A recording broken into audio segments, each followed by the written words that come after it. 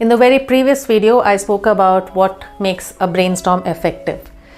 Mainly two things. The first one is it has to be informative, and the second informed. Sorry, all that drama. Okay, the first mark of a good brainstorm is that it's an informed brainstorm, and the second is it should be time bound. All right, recap done.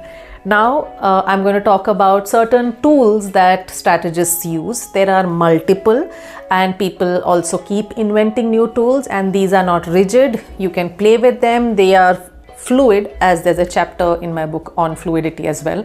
But I'm going to talk about 3 tools which help me, and they kind of encompass everything that brand strategist needs to do. The first one is about how to arrive at strategy. Yes, after doing the research and after brainstorming, you still have to arrive at the right or good strategy, and for that there's a method called scenario planning. The second tool I'm going to talk about in the next video will be about how you deconstruct a strategic idea. Once you have a strategic idea ready, there are various ways of deconstructing it and explaining it on the presentation, what are known as science slides, which lead up to the final creative route or the final idea that you're putting across in a communication agency. I am calling it the sweet spot method. The third tool I'm going to share with you is called perspective planning, and it is a method that I have devised. Of course it exists, but I have packaged it and named it. Perspective planning is a method or a tool which helps us think of more ideas. The first idea is that comes to mind after everything could be the idea that everyone gets. How do you, or we live in times where we need to keep ideating because that's the amount of content that is required today, right? So how to keep thinking of more ideas, and that is where I bring in this method or a tool called perspective planning. These are the 3 tools that I'm using, and each serve a different goal, different function. Coming to this video, which is about scenario planning. Scenario planning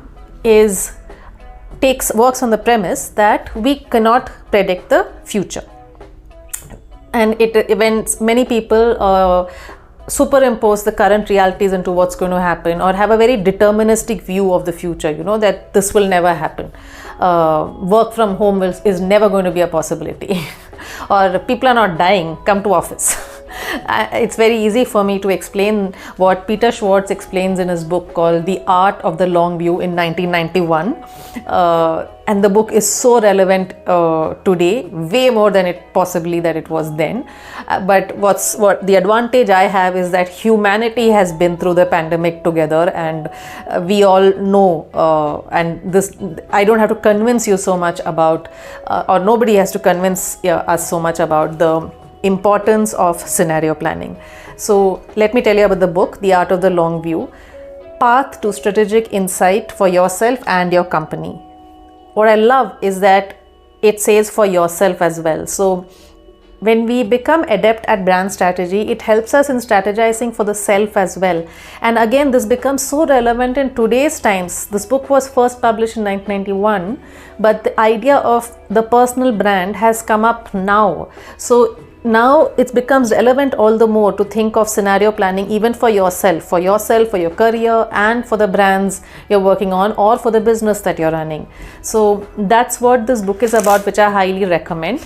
And I want to tell you, read from one of the chapters. It's called The Pathfinder's Tale, and here you go.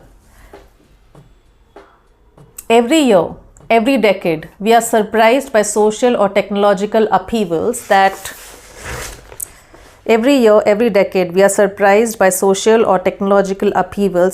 appear suddenly, surprisingly. Can you believe he wrote this in 1991? How can people, businesses, and institutions plan for the future when they do not know what tomorrow will bring? A deep and realistic confidence is built on insight into the possible outcomes of our choices. I'm jumping a little ahead just to read the main points that I've underlined. Rather than asking questions, too many people react to uncertainty with denial. They take an unconsciously deterministic view of events. They take it for granted that some things just can't and won't happen. For example, oil prices won't collapse. This is relevant to 1991. Or the Cold War won't ever end. Not having tried to foresee surprising events, they are at a loss for ways to act when upheaval continues. Familiar with the pandemic? The lockdown continued. Okay. So they create blind spots for themselves. Scenarios are a tool for helping us to take a long view in a world of great uncertainty. So I hope I have sold the idea of reading this book, and I am reading off a Xerox copy of the book because back when the book was recommended to me by my earliest bosses, Manish Sinha at TBWA and Prabhakar Munkur at Percept India after that, the book cost like 10% of my monthly salary. So, but I have ordered for my copy of the book on Amazon now, so it's on its way because now I can afford the book. All right. So that's what this scenario planning is about, and it's a very, very useful book to read and an orientation to have. To this day, it is influencing the work I do. This book, Building Brands in a Suddenly Changed World, is also born from an orientation and intent to keep the future in mind, so that's what scenario planning is. Moving on to the next video, which is going to be about the sweet spot method, which helps us articulate, deconstruct a strategic idea. Cheers.